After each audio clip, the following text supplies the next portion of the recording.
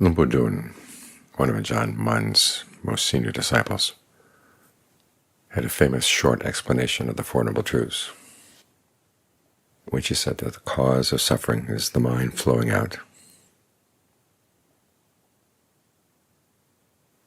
and the path to the end of suffering is the mind knowing the mind. Now, this teaching fits in with what the Buddha taught about asavas, or effluents, the things that flow out of the mind and lead us to take rebirth again and again. He said there are three: sensuality, becoming, and ignorance. And he gave a list of 7 ways to abandon them. As I said last night, one of them, paying careful attention to the questions you ask, to make sure you don't ask questions that are framed in the terms of becoming, and instead to look at things in terms of the Four Noble Truths.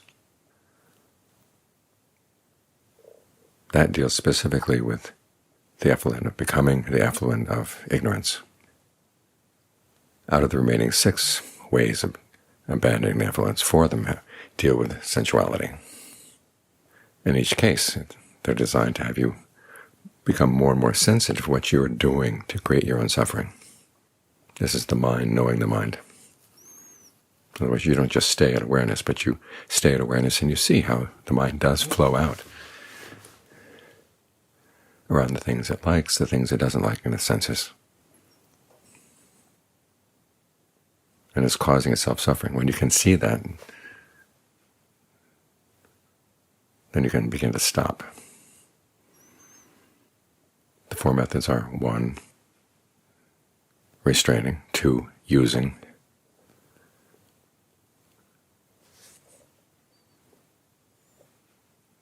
3, tolerating; and 4, avoiding. Restraining has to do with restraint of the senses. In other words, you're very careful about how you look at things, how you listen to things, how you smell things, taste things, touch things with the body, how you think about things. And you're very careful not to let the mind focus on things that would give rise to greed, aversion, and delusion. In other words, you look at the sensory process not as one in which you're simply passive, reacting to things coming in at you. You're out there looking. You're looking for something, and the question is, who's doing the looking? Greed, aversion, or discernment? You want your discernment to do the looking so they can see things in terms of a causal pattern. And if you look at things with the purpose of trying to find something you like, it's going to aggravate your greed, aggravate your lust.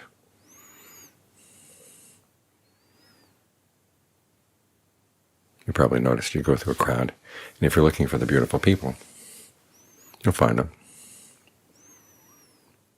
And it will aggravate your lust, aggravate your greed. But if you go through the same crowd looking for the signs of aging, looking for the signs of suffering on people's faces, you'll find that too. So the question is, you see what you're looking for. So what are you looking for? If you realize that this tendency of flowing out after the senses is a problem, you should be very careful about how you look and who's doing the looking. You want to look in terms of seeing what it is that's going to lead to long-term welfare and happiness. In other words, look for the results of your actions. 1, be sensitive to your actions. 2, look for the results of your actions. That way you become more skillful in how you engage in the senses. The same principle applies to using the requisites, which is the second method. We have that reflection on why we eat. What is our purpose in eating? What is our purpose in using clothing, using shelter, using medicine? You want to make sure the purpose is in line with the Dharma, because again, your purpose in using these things is going to have an effect on the mind and an effect on the world. You realize that you eat more than you really have to. Okay, you're placing a burden on the environment around you, and you're in debt to the people who provided the food, to the animals that may have been killed in the course of providing the food. Or if you're a vegetarian, the farmers who had to work really hard out under the hot sun, who see their crops destroyed with the extreme weather we've been having. The more you eat, the more you're placing burdens on others. So you want to be very careful about why you eat, how much you eat. So again, you're sensitive to what you're putting into the process. And you're looking at the results. That's what it means for the mind to know the mind. So you can become more and more skillful in your engagement with the requisites of life. As for tolerating, that has to do with painful feelings and hurtful words. And this is one area in particular where we tend to think that we're on the receiving end of bad things, and are not really sensitive to how much we're contributing to the pain around those things. You have to remember the Buddha's teaching on pain. For most of us, we shoot ourselves with arrows. There's the arrow of pain itself, but then we shoot ourselves around the pain with our thoughts of getting upset around the pain, the things we tell ourselves about the pain, the perceptions we have. In other words, the way we fabricate around the pain. And it's that second arrow, the Buddha said, that's the one that really goes into the heart. The first arrow goes only as far as the body. And we don't see this because we're pulling it in. So as we get more sensitive to the fact that, yes, it's the perceptions you have around the pain, the way you talk to yourself around the pain, that really makes all the difference. Then you start seeing, yes, you're not just on the receiving end, you're the one who's actively shooting yourself. The same with hurtful words. The Buddha has you depersonalize them, because for most of us the way we talk to ourselves about the words is, why is that person saying it to me? Why am I being the victim of that person's words? As if we were the only people in the world who were the victims of hurtful words. The Buddha has you remind yourself, this is the nature of human speech. There are kind words and unkind words, true and false, helpful, unhelpful. And so when someone is saying unkind, false, and unhelpful things about you or to you, it's nothing out of the ordinary. As John Fuang said to one of his students, you were the one who wanted to get born here in the human world to begin with. This is what they say in the human world, so you've got ears to hear. This is what you're going to hear. When you can think in those terms, it's a lot easier to take the words. Or you can use the perception that Venerable Sariputta recommended. An unpleasant sound is make contact at the ear, and you just leave it there. Leave it at that. And if this part of the mind that says, no, there's more I want to say about this, okay, the more you want to say about this, that's going to be the part that's going to be harmful and hurtful.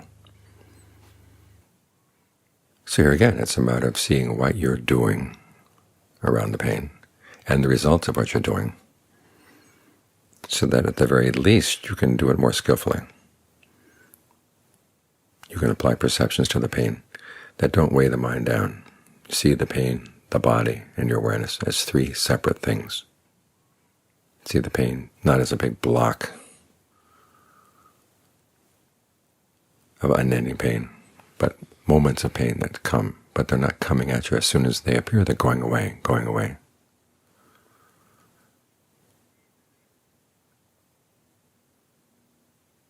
So in the mind, knowing the mind is not just sitting there watching awareness, it's watching what the awareness is doing, what the mind is doing, and see where it's doing unskillfully. So you become more and more cognizant of how you are shaping your experience, and you've been shaping it in such a way, in the way you flow out, that creates suffering and leads on to more. Think of King Gauravya. After thinking about aging, illness, and death, Rattabala asks him, if someone were to say there's another kingdom to the east that's weaker than yours, you could conquer it if you wanted to, would you go for it? And the king, 80 years old, suffering from illnesses, says, yes, of course. We're a slave to craving. And these exercises help us see how we're volunteering for that slavery. We have the choice of allowing ourselves to be free. As for the fourth exercise, avoiding, the list is strange. You avoid cesspools, you avoid wild bulls, wild dogs, snakes, chasms, things that are obviously dangerous.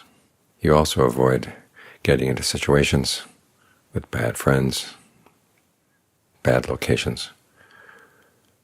And this applies to monks specifically, where your friends in the holy life would be suspicious of what you're up to. Places like taverns, brothels.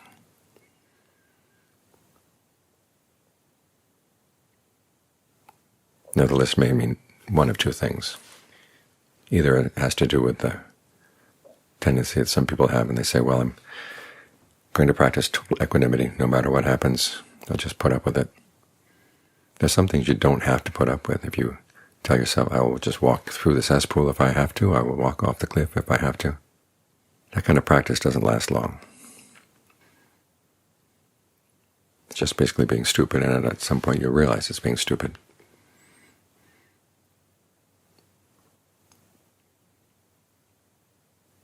And you just go back to your old ways. The other meaning might be that the Buddha wants you to see that if you hang around with the kind of people who would want to pull you away from the practice, in the sort of situations where you'd be sorely tempted to pull away from the practice, it's as dangerous as a wild dog, dangerous as a wild bull, a snake, a chasm, an open cesspool.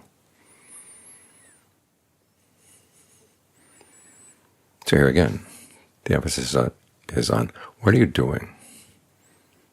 Why are you putting yourself in danger when you don't have to, especially dangers to the mind?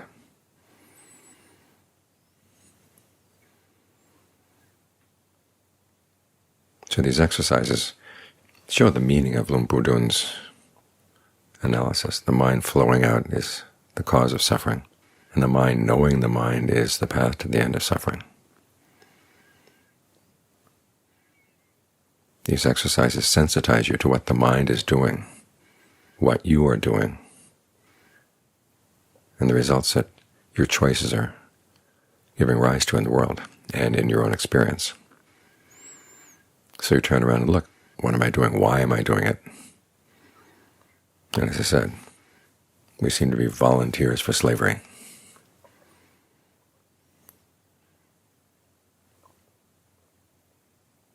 But we have the choice. We can volunteer to walk the path to the end of slavery.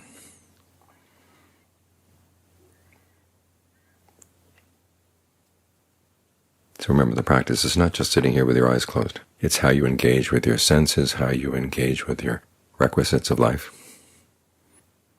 how you deal with the painful things that come at you in such a way that you don't add to the pain, and how you avoid dangers. They're all meant for you to see that you have a choice. You are actively shaping your experience, and so far you've been shaping it in such a way that causes suffering. But there's another way to shape it, by being more sensitive to your input. Now you can bring that suffering to an end.